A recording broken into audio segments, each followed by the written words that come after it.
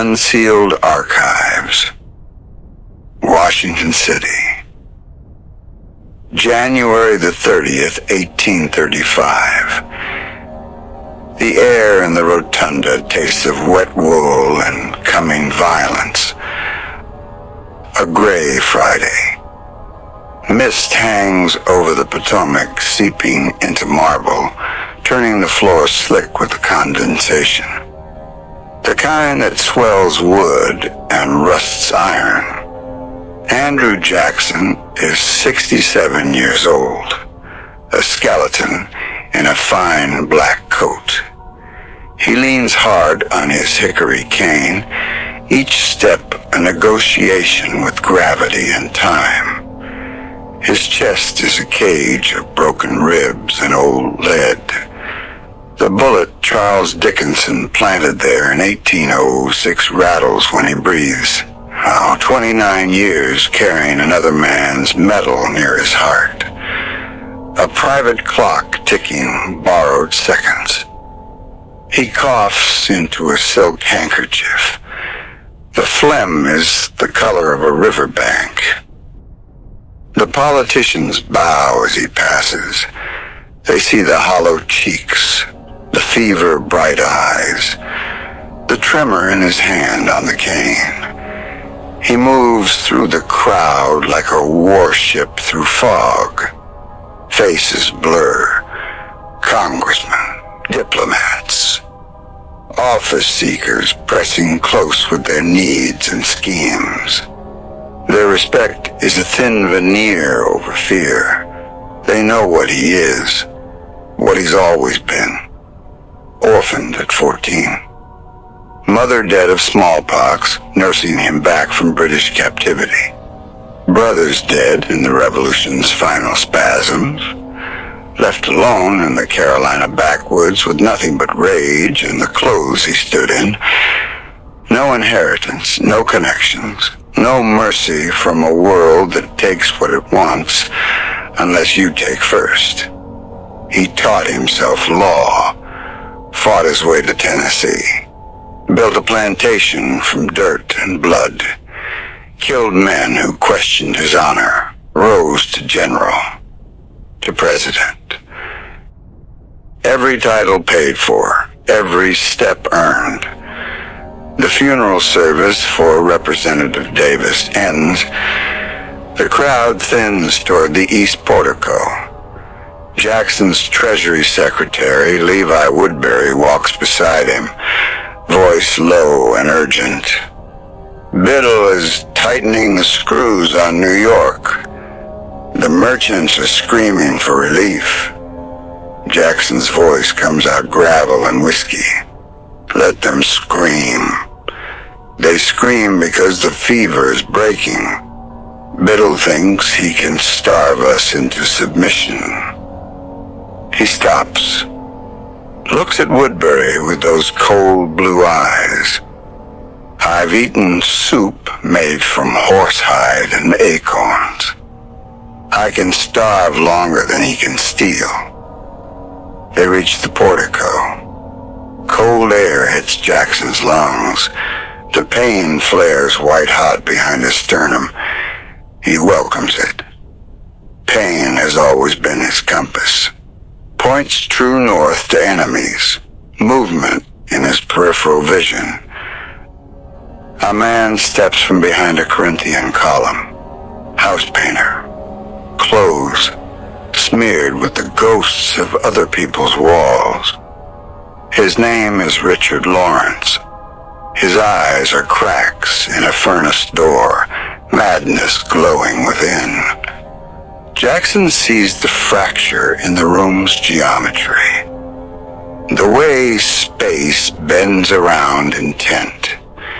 He's felt this before, on dueling grounds, in creek ambushes, in the eyes of British regulars climbing the ramparts at New Orleans, mechanic as mine supplies. The old soldier's term for a hired blade, 5 feet away. Maybe less. Lawrence's hand moves to his coat, draws a pistol, single-shot Derringer, brass barrel, percussion cap mechanism. Modern, reliable, deadly at this range. He levels it at the president's chest. The crowd's murmur dies. Sound sucked from the world. Time stutters. The politicians freeze. Men of words paralyzed by the sudden intrusion of physics. Jackson does not freeze, does not flinch, does not look for cover. He looks at the gun, calculates the angle, the distance, the time it takes for a hammer to fall. Lawrence pulls the trigger. Click. A dry, hollow snap. The percussion cap explodes, a sharp crack. But the powder doesn't ignite. The humidity. The damp air settled into the brass, turning black powder to useless paste. A misfire. A gasp ripples through marble silence. Lawrence doesn't panic. He's prepared for doubt. He drops the first pistol, already drawing the second from his left pocket. Same motion, same aim. The universe holds its breath a second time. Click. Another snap. Another failure. The odds later tallied by men who trust ledgers over providence. 1 in 125,000. The preachers will call it a miracle. Jackson doesn't believe in miracles. He believes in violence and the will to meet it. He charges. 67. Dying. Coughing blood every morning.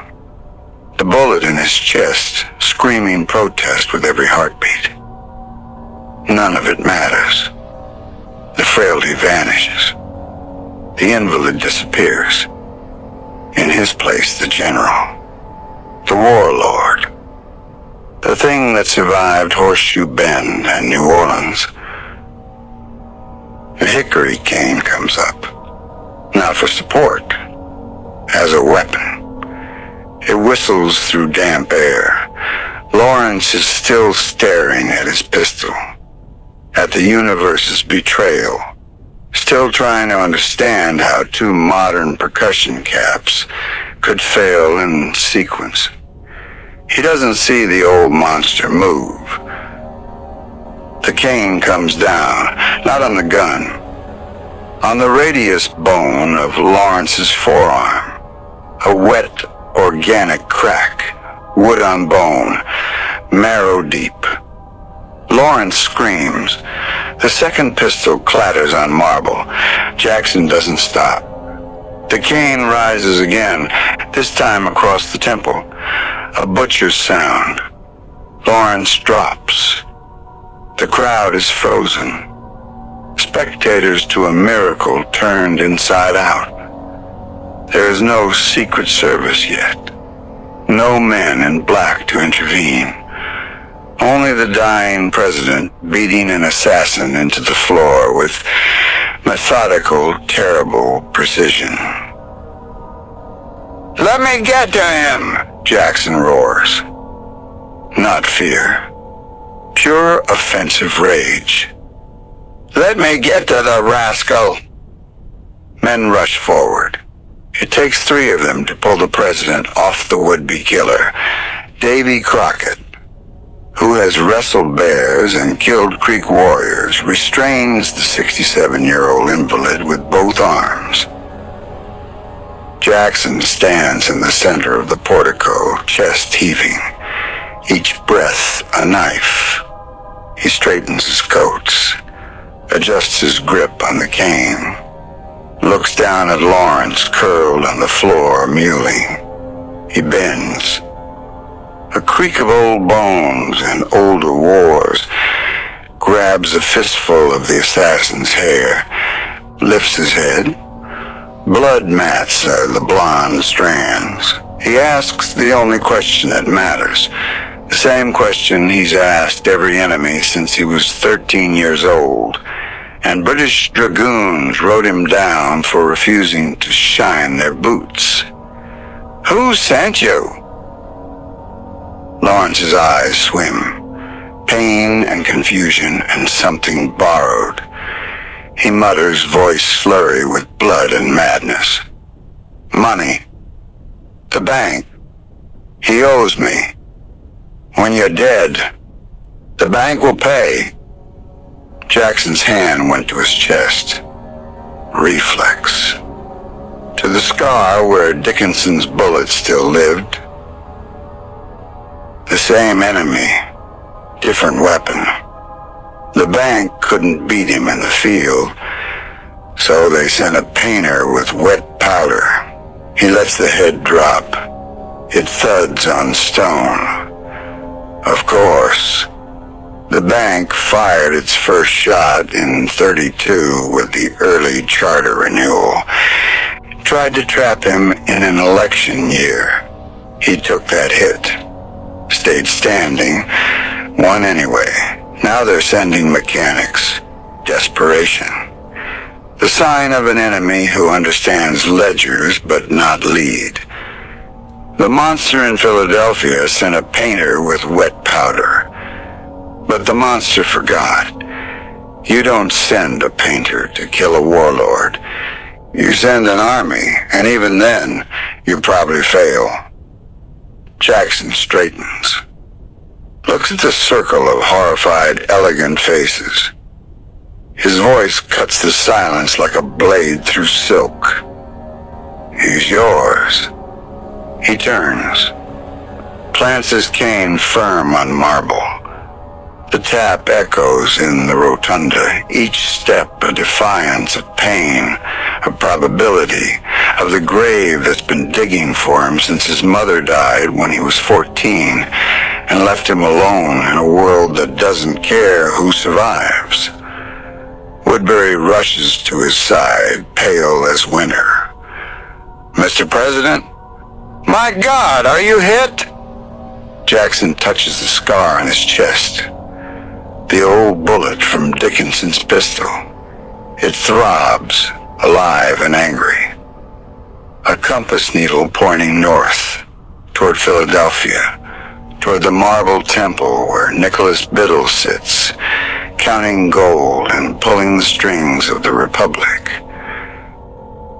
He missed, Jackson says.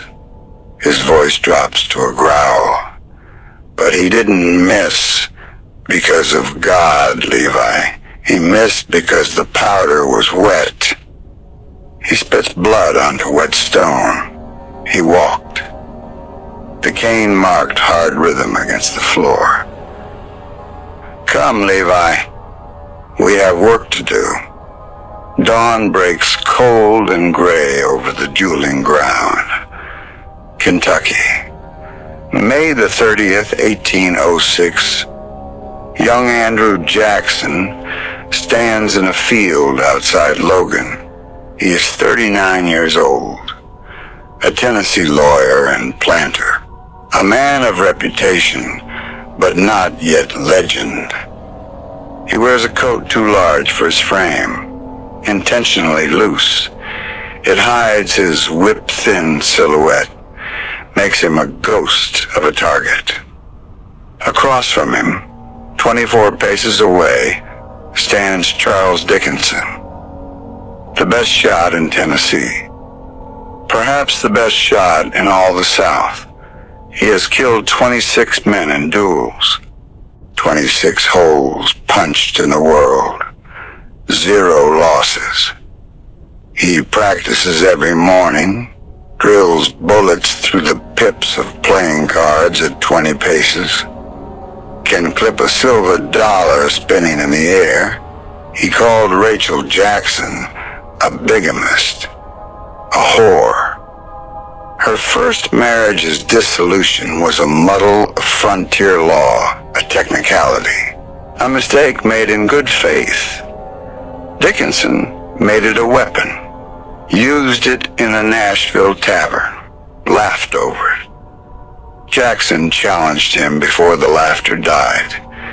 Dickinson accepted. Of course he did. Another notch for his pistol grip. The seconds load the weapons. Smooth-bore dueling pistols, 70 caliber, enough to stop a stag.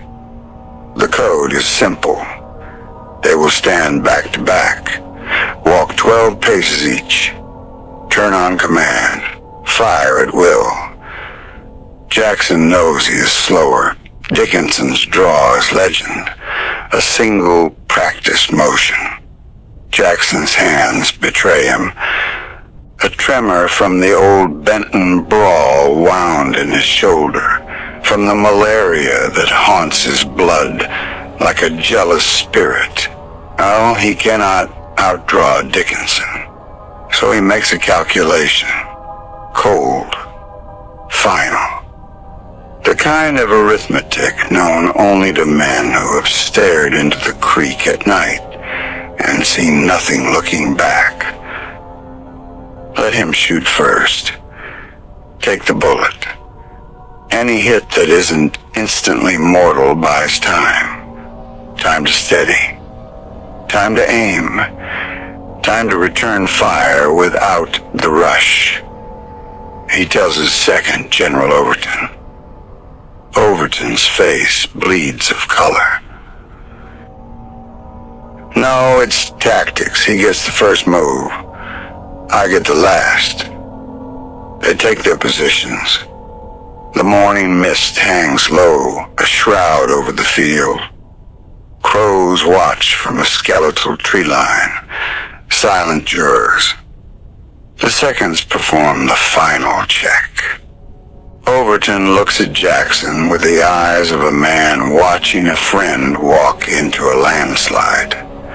The command is given. Gentlemen, are you prepared? Both men walk, 12 paces each. The dew-soaked grass muffles their steps. Jackson counts. His breath plumes. The pain in his shoulder is a distant bell. All he feels is the weight of the pistol, the waiting. Turn. They face each other. 24 paces of gray light and ground fog. Fire! Dickinson moves like a striking adder. The pistol comes up, one fluid extension of his arm. No hesitation, no doubt. He aims for center mass, the surest kill. He fires. The world collapses into sound and smoke. The 70 caliber ball leaves the barrel at 1,100 feet per second. It crosses the distance in the space between heartbeats. It hits Jackson in the chest, left side, just above the heart. The impact is a sledgehammer. A rib explodes. Splinters of bone spray inward, lacerating lung. Blood hot and immediate floods his boot. Jackson's body jerks. His vision whites out. But he does not fall. He grips his pistol, presses his left hand against the ruin of his chest, feels the crater, the wet heat, the jagged grate of broken bone. He takes inventory, not the spine, not the brain. Still standing. Dickinson stares, disbelief etched into his fine features.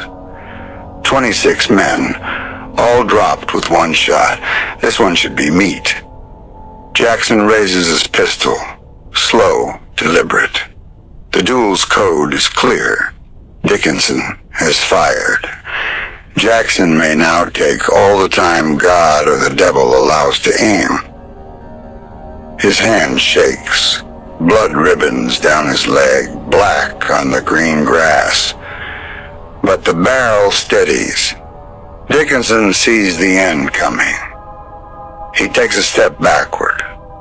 A violation of the code. It means nothing. There is nowhere to go. Jackson pulls the trigger. The hammer falls. Click. A misfire. The pistol fails to discharge. Dickinson exhales, a sharp, shuddering gasp of reprieve. Jackson recocks the pistol. His face is cemetery stone, gray, lips peeled back from his teeth against the pain. He aims again. This time the pistol speaks. The ball hits Dickinson just below the ribs, angled upward into the viscera. A slow, drowning kill. Dickinson drops, clutching his stomach. The sound he makes is not human. It is the sound of a soul unraveling. He will bleed out over 9 long hours. Jackson does not stay to watch. The code is satisfied.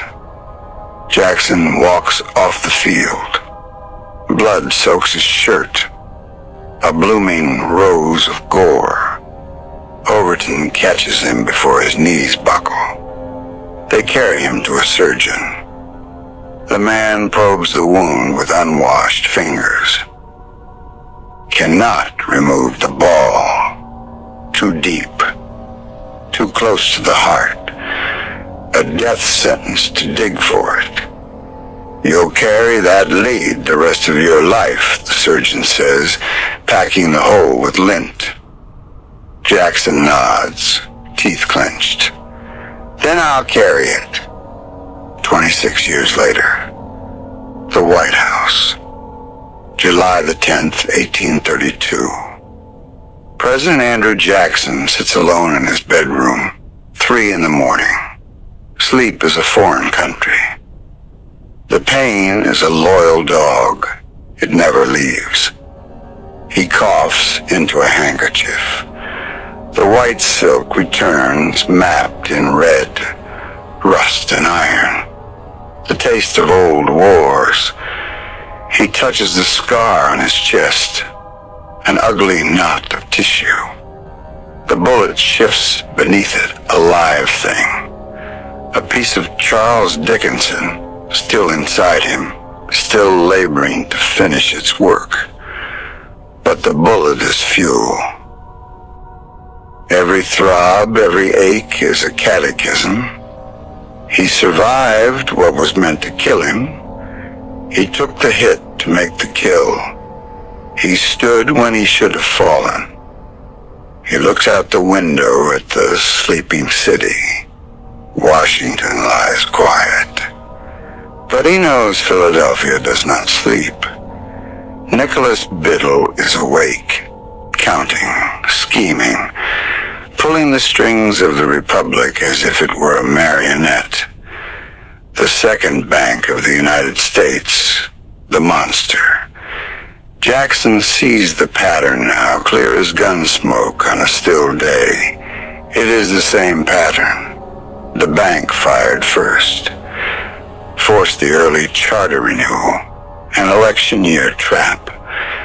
Biddle thought it was checkmate, but it was just Dickinson's pistol all over again. The bank took its shot, tried to wound him politically, make him bleed votes, make him fall. Jackson took the hit. Let them think they'd won. Let them celebrate their charter passing through Congress. Now it is his turn to fire. Take the hit. Stay standing. Return fire. Dickinson's bullet taught him that. Every scar on his map of a body taught him that. The British saber across his skull at 13. The musket ball in his shoulder from the Benton brawl. The fevers, the fluxes, the swamp sickness that returns with the damp. The bank thinks it is fighting a politician, a president who can be bargained with, bought, frightened. It is fighting a duelist. Jackson stands, walks to his desk, pulls out paper, quill, ink, he writes a letter to Martin Van Buren, his vice president, his strategist. The words come fast, angular, no fat on them. The bank means to kill me, Martin, but I have outlived every piece of lead ever fired my way. Their weapon is just slower. He signs it, blots the ink, seals it with a drop of red wax. The smile is thin, hard. The smile of a man who understands that time purchased with violence is a currency that can only be spent on violence. Outside the window, the stars wheeled over the Potomac. North of here, in Philadelphia, Nicholas Biddle slept in silk sheets, dreaming of ledgers. Philadelphia smelled of ink and ambition. It was a different scent from Washington's swamp rot or Nashville's wood smoke. Here the air carried the crisp tang of fresh newspapers and the cold scent of money counted too many times. The Second Bank of the United States was a statement carved in Pennsylvania marble. Greek Revival, they called it. A temple to Doric columns and perfect proportions. Its steps did not invite. They imposed. Its polished floor, reflecting the gray winter light from high windows, echoed every footstep like a gavel drop. Silence here was not an absence. It was a held breath. Nicholas Biddle's office was its inner sanctum. He sat behind a vast mahogany plateau, its surface bare but for three objects: a ledger bound in calfskin, a peacock feather quill, and a single sheet of paper containing the weekly reserve ratios from the New York branch. The room was heated by a discreet German stove, radiating a dry, even warmth. No fireplaces here. No unpredictable flames. Biddle was 46. His face was an exercise in serene certainty, the kind that comes from always being the smartest man in the room and knowing it. He read Homer in the morning for pleasure and balance sheets in the afternoon for power. He believed in systems, in the gentle, rational guidance of enlightened men over the chaotic brawl of democracy. Biddle did not hate Jackson. He pitied him. A knock. His secretary ushered in a local banker, hat in hand, shoulders bent, with the particular weight of asking. "Mr. Biddle, I come on behalf of the widow Carstairs. Her late husband's tannery loan. 90 days overdue." Biddle did not look up from his ledger. "The collateral has depreciated. The ratio no longer supports extension. She has 3 children, sir. If you could..." "I could." Biddle's pen continued its patient march across the page. But sentiment cannot alter arithmetic. The loan is called. The property will auction Thursday. The banker stood frozen. Biddle finally looked up, a man examining a column that had already been summed. "You may show yourself out." The door closed. Biddle made a notation. The machine ran clean. A knock. Precise as a metronome. His secretary entered. "Senator Webster has arrived, sir." "Show him in." Daniel Webster filled the doorway, then the room. Massachusetts broadness, a voice that could roll like thunder or soothe like syrup. He had defended the bank's constitutionality before the Supreme Court with words so beautiful men forgot to check his math. He was the nation's finest orator. He was also quietly on the bank's retainer. Webster sank into the chair opposite Biddle without invitation. The western branches are jittery. Jackson's monster rhetoric is no longer just tavern talk. It's in the circulars. The farmers are starting to listen. Biddle did not look up from his ledger. Andrew Jackson is a frontier brawler who thinks a balanced ledger is a sign of weakness. He confuses debt with sin and credit with witchcraft. The people are children, Daniel. They fear what they do not understand. They understand empty bellies. They understand foreclosures. Then they should understand stability. Biddle set the quill down. The bank is stability. It is the anchor in the storm of their passions. Without it, their paper money becomes wallpaper and their dreams become dust. Webster shifted, the leather sighing beneath him. About that stability, my retainer will be deposited by week's end, as always. Biddle made a minute notation. I pay for clarity, Daniel, especially clarity that defends civilization from the howling wilderness. Webster's shoulders relaxed. The machinery of his life was oiled. He moved to stand. One further matter, Biddle said, his voice stopping the senator like a hand on his shoulder. I am advancing the charter renewal. We will force the vote this year, 1832. Webster froze. That's an election year. It's a provocation. He'll veto it. You're handing him a crusade. I'm handing him a choice. Biddle rose and glided to the window.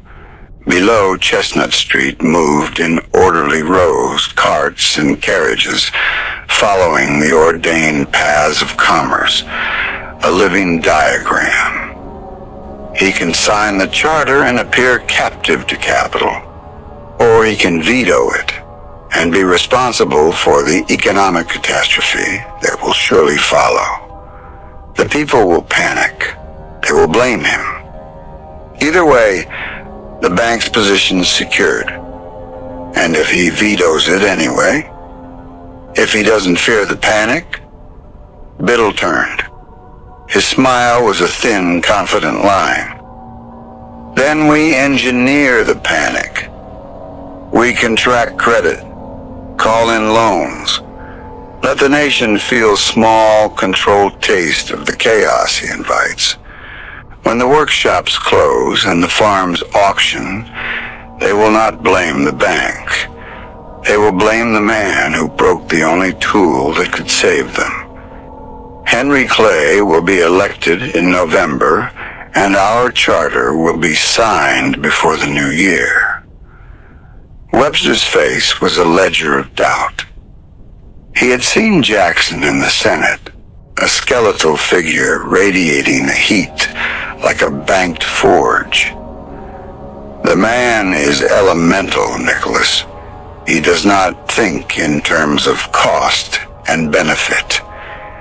He thinks in terms of enemies and allies. Precisely. Biddle returned to his desk. He tapped the bound ledger.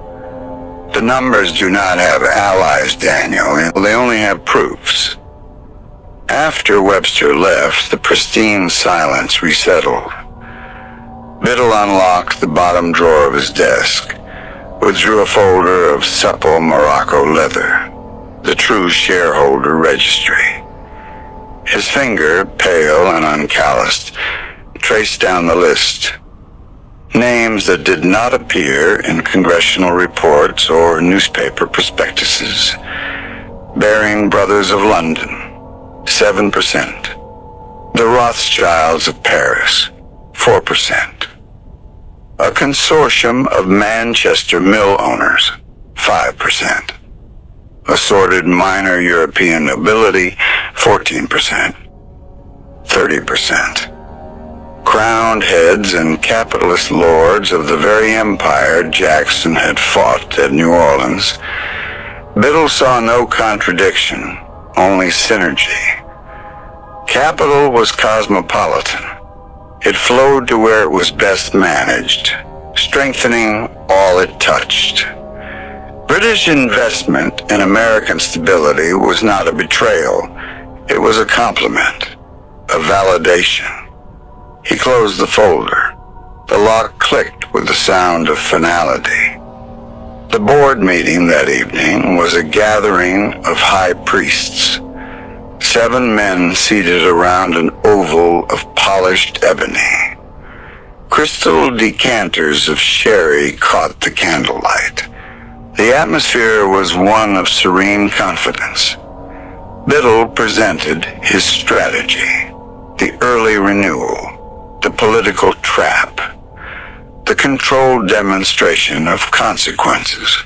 An older director, his face a roadmap of cautious wealth, cleared his throat. To deliberately provoke a contraction, to cause distress, solely to influence an election. It smacks of coercion, Nicholas. It is pedagogy, Biddle corrected, his tone gentle but inflexible. The body politic is fevered.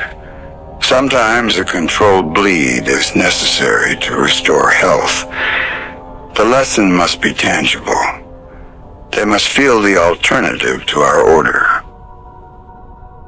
The people may not understand the lesson we intend to teach. Then, Biddle said, sipping his sherry, we must teach it more loudly. The vote was unanimous. Later, alone again, Biddle opened his personal journal. The entry was for posterity. February the 14th, 1832. The move is made. Jackson, being a creature of impulse, will take the bait. He mistakes defiance for strength. By year's end, he will either be subdued or destroyed. The system is self-correcting. The bank endures. Reason enters. He sanded the ink, closed the book, and extinguished the lamp. Outside, the ordered city slept. He did not know that 700 miles south, in a humid bedroom that stank of camphor and blood, the man he thought a simpleton was touching a piece of lead lodged near his heart. Counting. The letter arrived at the Hermitage on a Tuesday in December, 1828. Rachel Jackson sat in the parlor, her Bible open on her lap. She had not read a word. She was watching the road the way she always watched the road when Andrew was in Nashville or Washington or wherever the Republic demanded he go next. The courier was not from Andrew. The letter was from a friend in Nashville. A warning. She broke the seal. The Nashville papers had published the old charges again. Bigamist. Adulteress. The technicality of her first marriage, the paperwork filed late, the dissolution that came after she believed herself free. They made it a weapon, put it on handbills, shouted it from stages. Her hands shook, not from weakness, from the weight of 30 years of this. 30 years of being the wound they used to bleed him.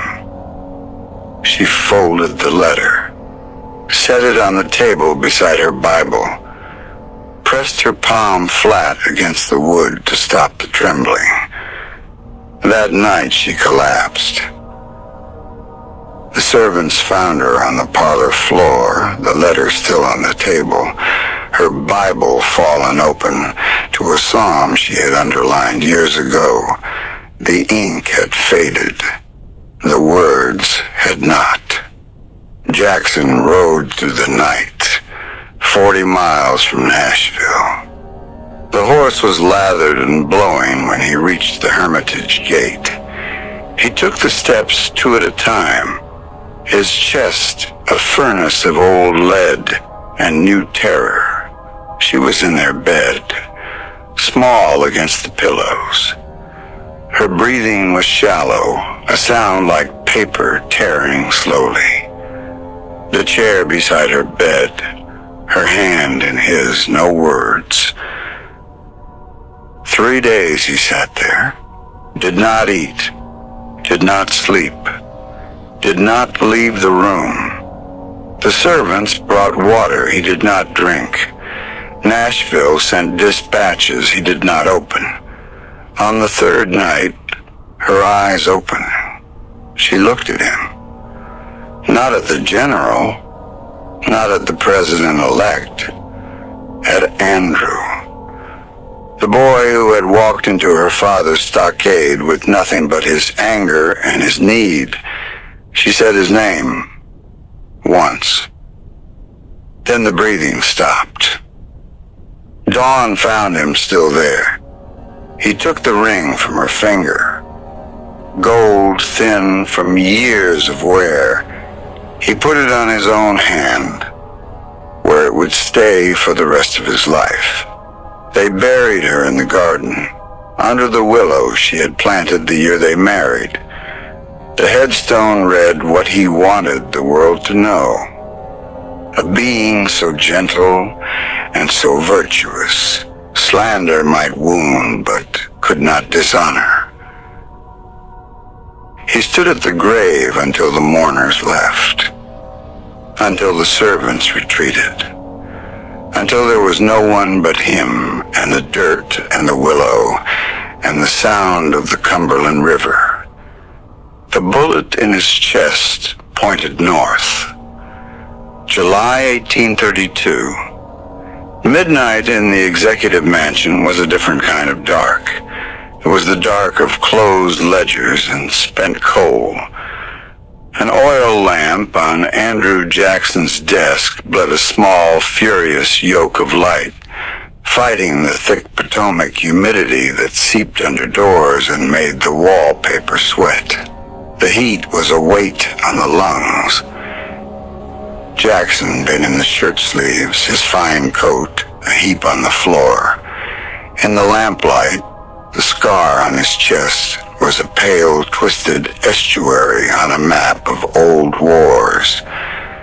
The bullet beneath it turned, a dull grind of stone on bone. Before him, on the polished wood, lay the charter renewal bill for the Second Bank of the United States. It passed. The Senate, the House. Biddle's symphony, conducted by Clay's cunning and Webster's golden throat. Now it lay waiting for his name, or his knife. The room held more than air. Martin Van Buren, a nervous shadow, paced before the cold fireplace. Members of the official cabinet stood in a silent half-moon. Levi Woodbury, Louis McLean, good men, patriotic men. Their faces were the color of parchment in the gloom, stretched tight with fear. "You must sign it." McLean's voice was frayed rope. "The markets are a plucked string. If you veto, Biddle will snap it. He will call in every note from Portland to New Orleans. The panic will be Old Testament." Jackson said nothing. He picked up a letter from a corner of the desk. The paper was cheap, the handwriting a laborious scrawl. "Mr. President, they took my land. The bankman said the numbers were due. I asked for time. My wheat is tall, but not in. He said no. He said, money must flow. Where do I go? What do I tell my children? He placed it back on the desk precisely, touched the scar. He's not wrong, Andrew.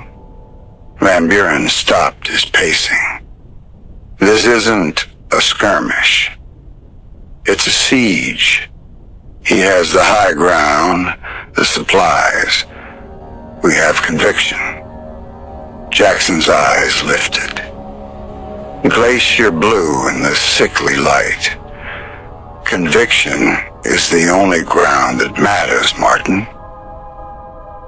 It won't feed the people when their credit vanishes into thin air. A cough tore up from Jackson's guts.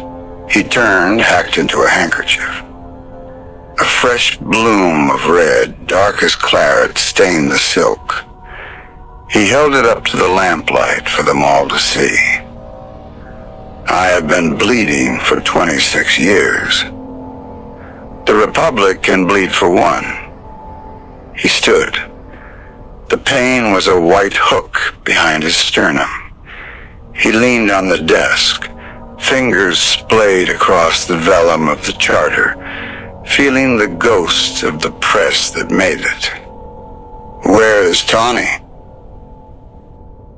Roger Tawney detached himself from the deeper shadows near the door. Gaunt, grim, a man carved from tombstone, the only one in the room who wasn't afraid. Here, Mr. President, the message. It is ready? It is. Tawney laid 3 pages on the desk. The veto message. Jackson read the opening aloud, his voice a low rasp of gravel. It is to be regretted that the rich and powerful too often bend the axe of government to their selfish purposes. He looked at his cabinet. That is the root. The only root. This bank is their perfect tool. He slapped the document. Biddle thinks he's firing an economic volley. He's firing on the Constitution itself. He's firing on the sovereignty we bought with blood. McLean shook his head, a desperate motion. The Supreme Court has sanctioned it. McCulloch versus Maryland. It is settled law. Jackson's smile was the gleam of a blade in a dark room. John Marshall has made his decision. Now let him enforce it. The heresy hung in the humid air, thick and poisonous. A president defying the Supreme Court. Jackson took up the quill, dipped it. His hand trembled. The old wound, the betraying palsy of a body used past its design, but the script that flowed was bold, black, and final. Andrew Jackson, the ink pooled, a wet black bullet hole in the page. You shot first, he thought, at Biddle. Now it's my turn. Now, he said, setting the quill down with a definitive tap, we send it.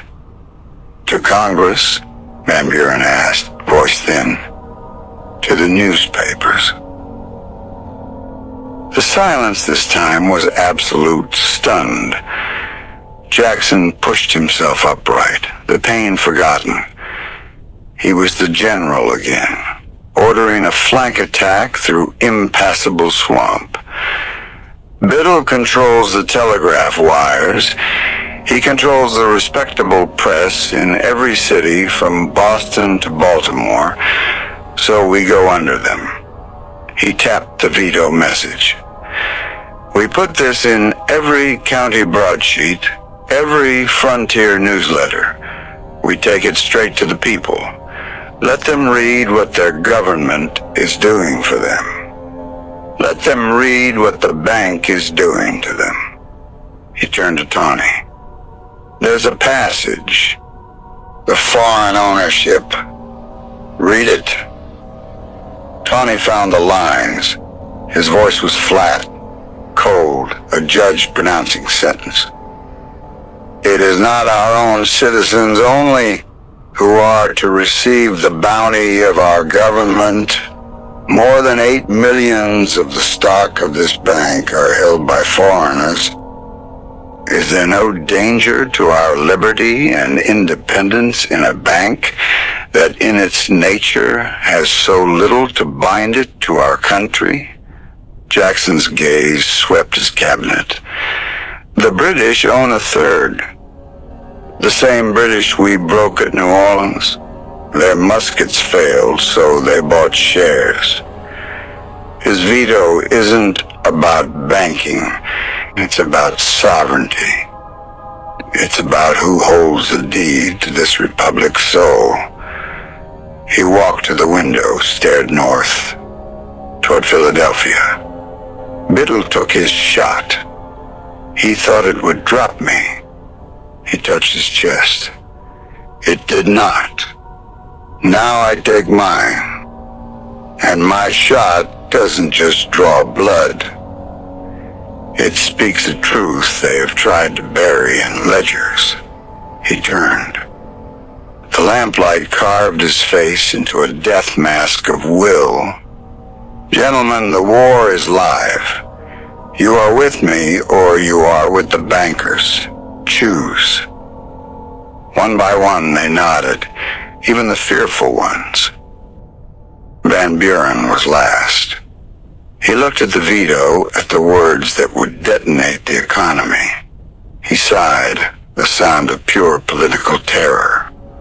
God help us all. Jackson lifted the pages, handed them not to a government clerk, but to a waiting courier, a lean young man with road dust on his boots, part of Amos Kendall's shadow network. The kitchen cabinet. Ride. Don't stop for Devil or Deep Water. Baltimore first, then Richmond. Then every print shop between here and the frontier.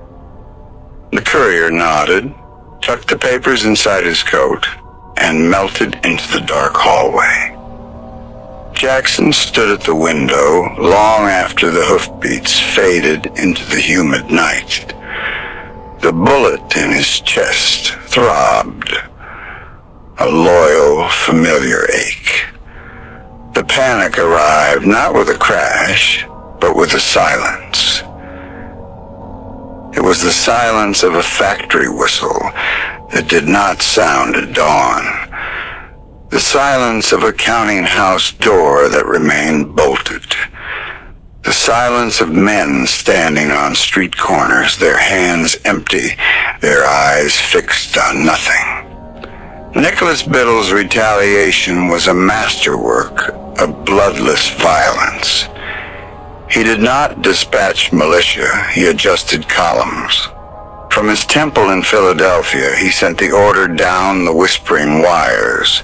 Contract, call, collect. The order traveled to branch managers in New York, Boston, Charleston, New Orleans.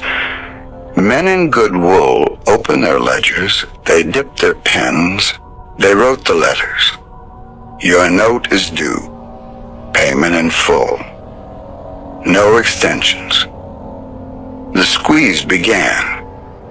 In Lowell, Massachusetts, the great brick mills ran out of operating credit. The looms, which had thrummed with the rhythm of a new nation, fell still. 2,000 mill girls, daughters of Vermont farms and New Hampshire hills, were turned out into the autumn chill with 2 weeks' wages and a silence where their future had been. In Ohio, a farmer read the notice nailed to his door. His mortgage called. His corn was chest high but not ripe. He offered the crop as collateral. The agent shook his head. The bank requires liquidity. The sheriff came on a Tuesday. The farmer watched from the road, his children's hands in his as another man's cattle were driven to his barn. The newspapers, many of them kept afloat by Biddle's advertising revenues, named the source of the plague. Jackson's veto crushes the nation. The tyrant's economic war. Who will save us from the president? The White House. December the 3rd, 1832. A delegation of New York merchants arrived at the executive mansion. Men of substance in wool and watch chains. They came to plead. Jackson received them in the blue room. He stood by the cold fireplace, leaning on his cane. He did not offer them seats. Their spokesman, a dry goods wholesaler named Asa Whitlock, stepped forward. His hands would not stay still. Mr. President, the situation is untenable. My warehouse is choked with goods no one can buy because no one has credit. My notes are called. I have 300 families waiting on my payroll Friday. I cannot make it. Jackson said nothing. His face was Appalachian granite. Another merchant, younger, his voice a frayed cord. We are not politicians, sir. We are practical men. We need stability. The bank is that stability. Please reconsider. Signal a compromise. Give the markets hope. Jackson's eyes moved from face to face. He saw the fear, the genuine terror. He knew it. He had seen it on the faces of militia at New Orleans when the British lines emerged from the fog, the fear of the abyss. But yielding to that fear was the same as jumping into it.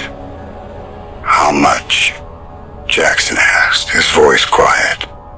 Do you owe? Whitlock blinked. Sir? To the bank. The sum total.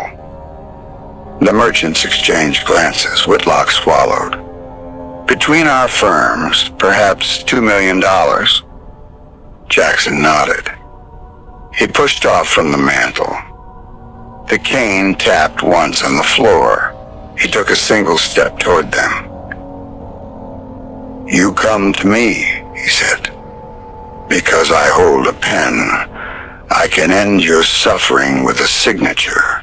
I can restore the charter. He stopped before Whitlock. But tell me, Mr. Whitlock, who holds your paper? Silence. Who called your notes? Who strangled your credit? Who owns the $2 million you cannot pay? Whitlock's eyes found the floor. The bank, sir. Jackson turned his back, looked into the empty, ash-strewn hearth. I do not have $2 million. I do not hold your notes. I cannot extend your credit. He turned back. His gaze was flint. The man who can is Nicholas Biddle. He sits in a marble room in Philadelphia. He has the money. He has the power to stop this panic with a stroke of his pen. He leaned forward, his voice dropping to a register that chilled the room. And he chooses not to. He took another step, closing the distance. He is burning your livelihoods to smoke me out.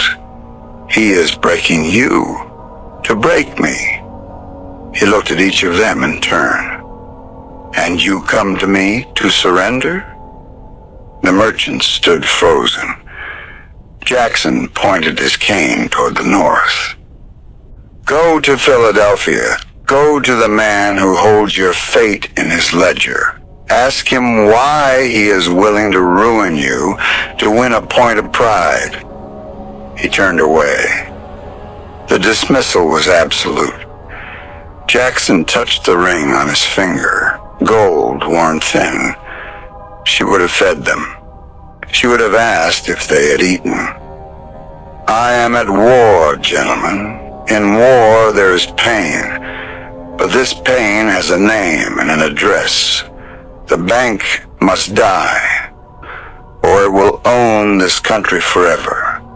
You may choose to be its victims. Do not ask me to be its accomplice." They filed out, defeated. The door clicked shut.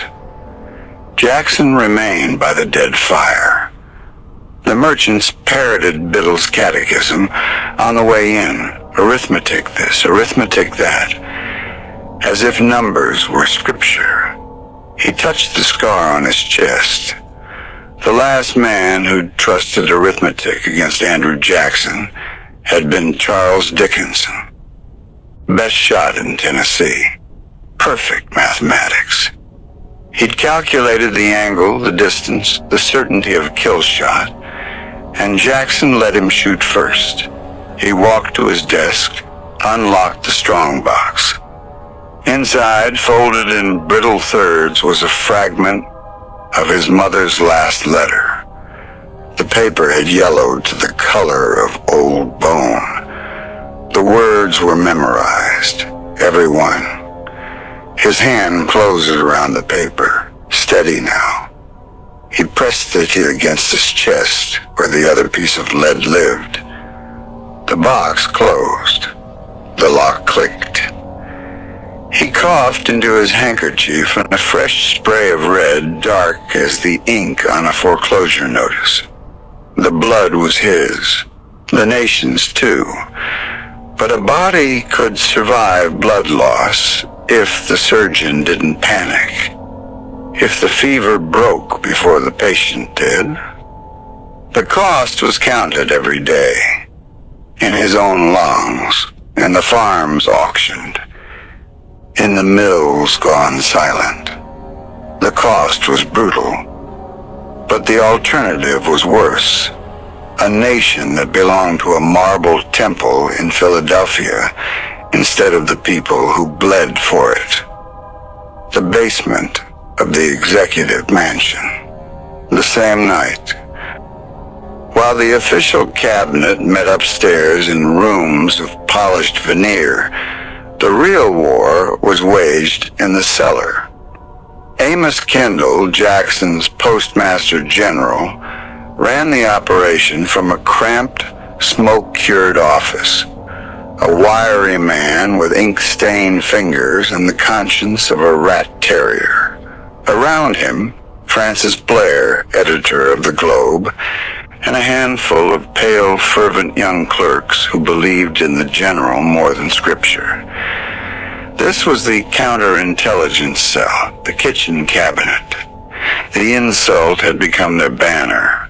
Kendall read reports from his network, postmasters across the country, loyal editors, local sheriffs. They told him which newspapers were financed by Biddle's loans, which congressmen were wavering, where the hunger was sharpest by. Biddle's buying presses in Ohio, Blair said, chewing an unlit cigar, trying to own the story. Kendall didn't look up from his writing. Then we'll start our own presses, use the post roads, our papers travel free, his pay postage. This was the shadow war, patronage as a weapon. Loyal postmasters appointed by Kendall saw that pro-Jackson broadsheets arrived. Anti-Jackson papers were misplaced. It was dirty. It was effective. It was the machinery of government turned into a cudgel. Blair slid a draft editorial across the table. The headline, "Who Holds the Knife?" It listed factories closed, farms foreclosed, then asked the simple, brutal question: why would a solvent bank choose to cause a famine? Kendall read it, nodded. Print it, and every sheet we control, frame it as economic terrorism. Make them see the hand on the tiller. He picked up another report. A list of British stockholders. The 30%? And this, Kendall said, his eyes cold behind his spectacles. This is the treason. The redcoats are back. This time they foreclose. He looked at Blair. Print that too. Let the people know the enemy never left. He just bought a seat on the board. Philadelphia. The Bank of the United States. January 1833. Nicholas Biddle read the election results in the perfect silence of his office. The numbers did not lie. They were his liturgy. Jackson won re-election in a landslide. 56% of the popular vote. 219 electoral votes to Henry Clay's 49. The people spoke. They chose the backwoods duelist over the architect of order. Biddle set the newspaper down. His hand was steady, but a cold, unfamiliar weight settled in his stomach. A flaw in the calculation. He manufactured the panic, inflicted the pain, demonstrated clearly the bank's power to make the economy scream. And the people looked at the source of their misery and re-elected the man who defied it. They did not blame Jackson. They blamed the bank. His equation, that economic distress would yield political submission, was perfect in theory. It failed in practice because he misunderstood the primary variable. Biddle walked to the window, looked out at the orderly grid of Philadelphia, his city of reason. The logic of his world was splintering. He heard for the first time the distant echo of something older and more terrifying than ledgers. The fever took Jackson in the deep hours. The same malarial curse from the Creek campaigns, a cold fire in the blood no hearth could touch. He woke drowning in his own sweat, the sheets a wet shroud. His valet brought water. Jackson drank, coughed, spat blood into the glass. The water clouded pink. "Fetch Tawny," he whispered. While he waited, he calculated through the haze. The veto was a parry, the election a verdict. But the bank still breathed. Its charter had 3 years of life yet, 3 years for Biddle to tighten and loosen the credit noose at whim. 3 years of the Republic on its knees before a marble altar in Philadelphia. The realization broke through the fever like dawn through gun smoke. The bank's power did not flow from parchment. It flowed from the money, the federal deposits. $20 million of government blood pumping through its vaults, giving it the strength to strangle every other bank in the nation. Take the deposits, starve the beast. The door opened. Roger Tawney entered, a black-clad specter. He saw Jackson propped against pillows, pale as a corpse under the lamplight, and showed nothing. Tawney did not fear mortality. He only feared the failure of a principle. "The deposits," Jackson said, no greeting. "We remove them." Tawney didn't blink. "2 Treasury secretaries have refused you." "I know." Louis McLean opposed it. Jackson kicked him upstairs to state. William Duane outright refused. Jackson fired him after 4 months. Now there is you. Tawney stood motionless, a pillar of solemn law. The Senate will declare it tyranny. Let their words pile up. Words don't move money. The markets may rupture. They are already ruptured. by Biddle's design. Jackson struggled to sit higher. His valet helped him, an arm behind his shoulders. Listen, Roger. The Republic is a body. The bank is a cancer. You do not negotiate with a cancer. You cut it out. He touched his chest. The scar. The bullet that no surgeon had dared remove because it sat too close to the heart. They couldn't cut the lead out of me. Said it would kill me. So I carried it. Made it part of the machine. He tapped the scar. We do the same with the money.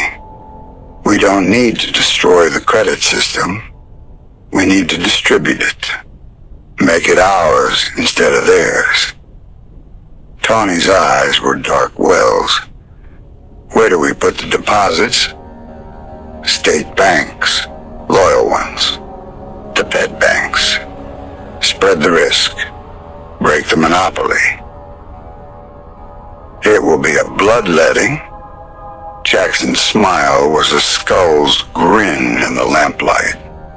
I have more experience with blood than with ledgers. He took the paper his valet offered. His hand shook, a palsied tremor, but the letters he formed were iron commands. The Secretary of the Treasury will remove all federal deposits from the Bank of the United States and will place them in selected state institutions. He signed it. The ink was stark, a black scar on the page. He handed it to Tawny. Do it quiet, but do it fast. Biddle has eyes in every column of every ledger. Tawny took the paper, nodded once, a shallow dip of the chin. It will be done, Mr. President. The Treasury Department. Later that night, the heist began in the hour when honest men slept. It was a repatriation. Clerks worked by the guttering light of whale oil lamps, their faces gaunt with exhaustion and dread. They transferred not gold, but numbers, figures in ledgers, the life of the Republic moving from one column to another. $10 million in deposits, then 15, then 20. The sums were astronomical. More wealth than any of these ink-stained men would see in 10 lifetimes. They moved it with the scratch of nibs on paper. Outside, couriers moved through the frozen streets. They carried orders to the 7 state banks chosen as depositories. The PETs, institutions in New York, Boston, Baltimore, Richmond, banks run by men whose loyalty was to Jackson or to the opportunity he handed them. The orders were simple. Prepare to receive federal deposits, expand credit to local enterprise, support the president's policy. Tawny oversaw from the doorway a grim silhouette. He did not smile, he did not frown. He was the instrument of a will. When a senior clerk, face pale as his ledger, looked up and asked, "Sir, by what authority?" Tawny answered in a voice like a closing vault door. "The President has judged it necessary for the preservation of the Union. That is the only authority required here." It was done by the first gray smear of dawn. $20 million moved. The Bank of the United States still stood on Chestnut Street. Its marble columns still gleamed, but its vault, where the government's gold had once rested as a guarantee, was now a hollow chamber, a temple with an empty altar. The United States Senate, March the 28th, 1834. Henry Clay rose in the Senate chamber, a monument of righteous fury. This is executive tyranny, he thundered, his voice shaking the glass in the chandeliers. The president has seized the purse. He has trampled the law. He has crowned himself a king. Clay introduced the resolution. Censure. 26 aye, 20 nays.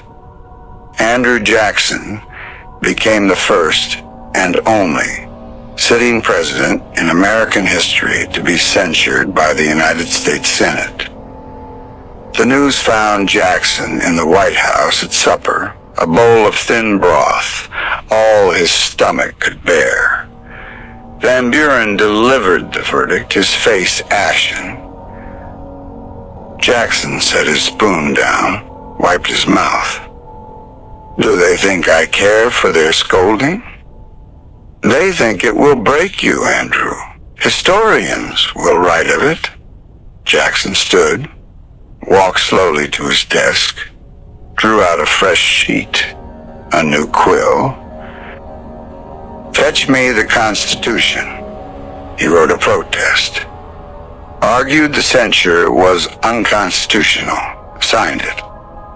Deliver this to the Senate. They will table it, Van Buren said. Let them. Jackson returned to his broth.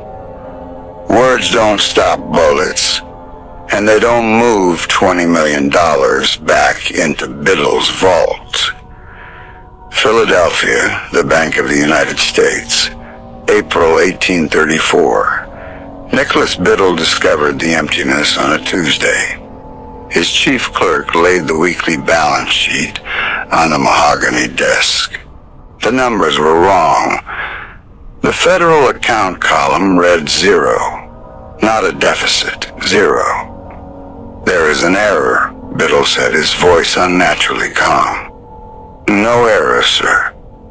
The transfers were executed by order of Secretary Tawney last month.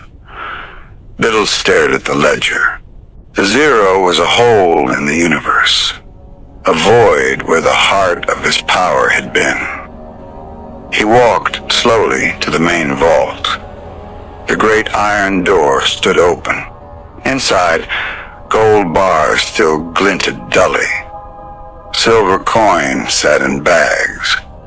But the federal deposits, the government's money that had been the bedrock of the bank's authority, the source of its dominion, were gone. He placed a hand on the cold stone wall. For the first time in his adult life, he felt a chill no stove could drive out. The bank was still wealthy, still powerful, but it was no longer the Bank of the United States. It was just another large bank. Jackson hadn't beaten him with legislation, hadn't beaten him in court. He beat him with a withdrawal slip. A perfectly legal, perfectly executed heist. Biddle returned to his office, sat in his carved chair. The silence of the temple was no longer peaceful. It was the silence of a bell that would not ring. He opened his journal, dipped his pen, wrote a single line, April 1834. The vault is empty. He paused, then wrote another beneath it. I have underestimated the animal. Philadelphia bled. A slow internal hemorrhage. Without the federal deposits, the hemorrhage was capillary but constant. Nicholas Biddle applied tourniquets of leverage and pressure, the only remedies he knew. But the patient was cold. The foundation shifted. He ordered a final supreme contraction of credit. A last desperate squeeze to bring the economy to the edge of the precipice and force Congress to beg for the bank's return. The orders went out. Call in every loan, seal the vaults, show them the true cost of defiance. But this time, the panic did not spread like fever. It pooled, isolated. The pet banks, the state institutions now fat with the government money, opened their own lending windows. Credit flowed through new wild capillaries. The economy, suffocated by Biddle's deliberate strangulation, found ragged, desperate breath in back alley loans and frontier promises. The other banks smelled mortality, the alliance of respectable finance that had looked to Philadelphia as its Rome fractured.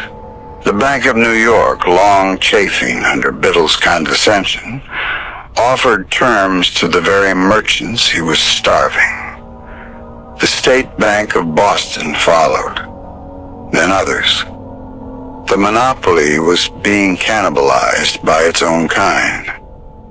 The Stock Exchange, New York City, January 1835. The ticker tape told the story in a dying man's pulse. Shares of the Bank of the United States, 124.5. A slow, sinking slide, as inexorable as silt filling a harbor. The British shareholders, the Barings, the Rothschild interests, sent tersely worded inquiries across the Atlantic. Is the institution stable? Biddle's replies were masterpieces of calm assurance, but assurance does not buoy a price. Confidence is a currency, and his was being clipped. The first major investor to abandon ship was Lord Ashburton of Baring Brothers. He sold his entire stake, a full 7% of the bank, to a consortium of American speculators at a 17% loss. The news did not so much leak as explode. The slide became a plummet. The United States Congress, June 1836. The charter expired not with a vote, but with a sigh. There was no final drama, no last stand. Henry Clay, exhausted and outmaneuvered, did not bring it to the floor. Daniel Webster, his retainer from Biddle, now a political brand of Cain, remained silent. The Second Bank of the United States ceased to exist as a national institution on June the 11th, 1836. Its federal charter dissolved into the air of history. Its sovereign power to command the nation's credit evaporated with the morning mist off the Potomac. The White House. July the 11th, 1836. 1 month after the charter's death, Jackson held a gold eagle in his palm. $20. An ounce of metal pulled from Georgia clay by men who sweated for it. He turned it in the lamplight. Bit the edge, the old habit, from a time when coins could be shaved or hollowed. Real, dense, honest. Tawney laid the document before him. The hard money order. The specie circular. Henceforth, all purchases of federal land must be paid in gold or silver coin. The speculators will howl, Tawney said. Let them. Jackson set the coin on the desk. It rang against the wood, a clean metallic note. Paper is a promise. Gold is a fact. I want Americans who can bite their wages and know they're real. He signed. Tawney took the document without expression. There was a coldness in the man that Jackson recognized. The same certainty he saw in his own mirror, useful in a soldier. In a judge, it could cut either way. Biddle tried to reanimate the corpse under a Pennsylvania charter. He renamed it the United States Bank of Pennsylvania. It was a ghost of its former self, a large private commercial bank with no special privileges, no federal deposits, no control over the currency. A lion turned into a loud dog. The fraud investigations began the following spring. A Pennsylvania legislative committee, smelling blood in the water, subpoenaed the bank's books. They found irregularities, loans to directors on terms no common man would ever see, accounting that danced on the blade's edge between aggressive and criminal. Biddle was called to testify. He sat before the committee, still impeccable in his tailoring, still quoting the classics to men who cared only for balance sheets. But the men across the oak table did not want philosophy. They wanted to find the missing money. His reputation, once untouchable, the very model of enlightened American stewardship, crumbled into dust and public ridicule. Philadelphia, the United States Bank of Pennsylvania, 1841. The marble temple was an echo chamber. Nicholas Biddle walked alone through the cavernous banking hall. His footsteps slapped against bare stone. The chandeliers were dark. The teller windows shuttered. The great vault door stood open, a toothless mouth. A janitor emerged from a side corridor, broom in hand, an old man. Irish, probably. The kind of man Biddle had spent his life protecting from their own passions. The janitor stopped sweeping, met Biddle's eyes, gave a single, slow no, not respect, recognition. The nod of a man acknowledging that a fight was over, that the other side had won. Biddle walked on. His throat was tight. He had spent his life believing that order was the highest virtue, that the rational management of resources was the foundation of civilization itself, that men like Jackson, passionate, violent, ungovernable, were the chaos that order existed to contain. Now, standing in the ruins of his temple, he understood something terrible. The people did not follow Jackson because he was right. They followed him because he would die before he yielded. The Bank of Pennsylvania failed in 1841. Biddle was arrested on charges of fraud. He was released on bail, and the charges were eventually dropped, not for innocence, but for lack of a prosecutor willing to pursue a man already destroyed. He died in 1844 alone in his country estate. His final journal entry was a single, unfinished sentence. The error was not in the numbers. The error was... The pen trailed off. He never finished the sentence. The blank was the answer. The number arrived on Jackson's desk at noon.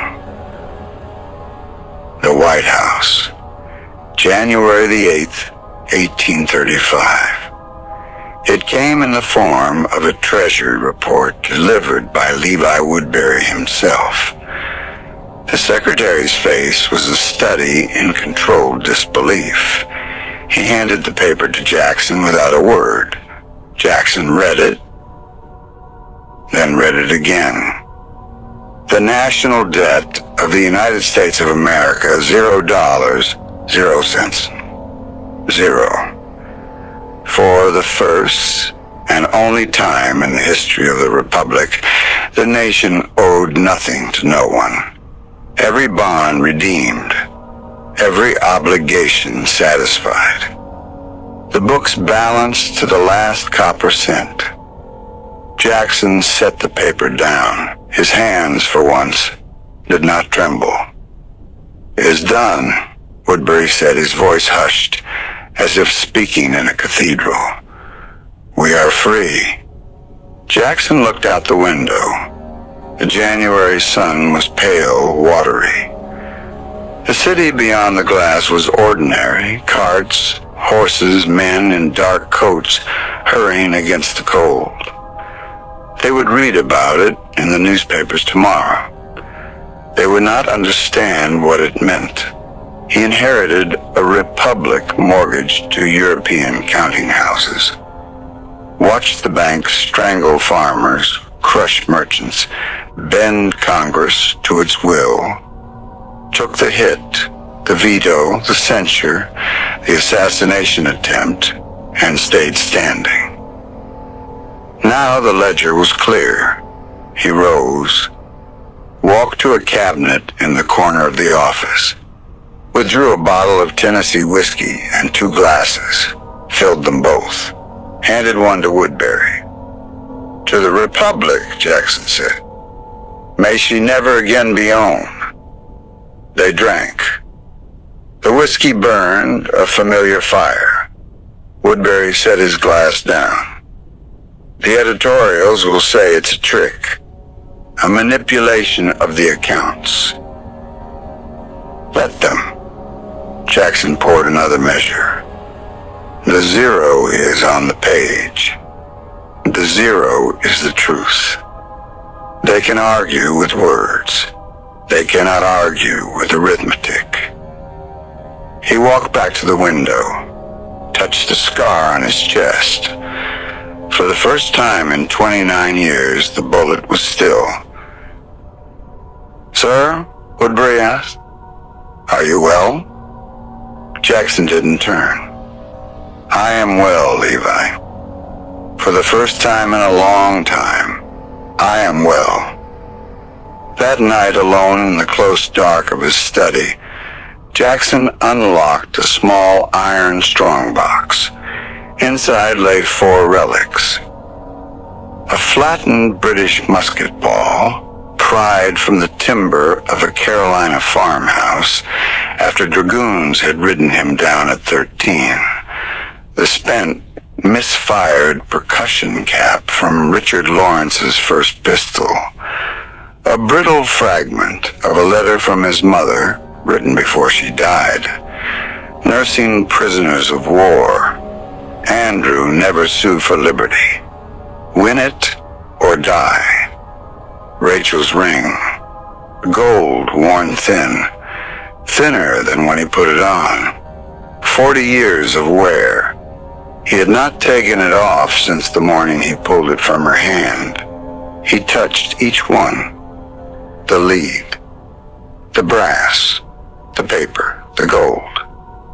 Then the place on his chest where Dickinson's bullet still lived. He didn't need to hold it. He had carried it long enough. 5 things. 5 things that outlasted everyone else. Should be dead.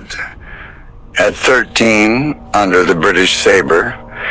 At 39, with Dickinson's ball in his chest. At 67, with Lawrence's pistol in his face. The box closed. The lock clicked with finality. January the 30th, 1835. 3 weeks after the zero was announced. Richard Lawrence steps from the crowd in the Capitol Rotunda. 2 pistols, 2 misfires. Jackson beats him with his hickory cane. "Who sent you?" "The bank." Jackson walks away. The cane taps marble.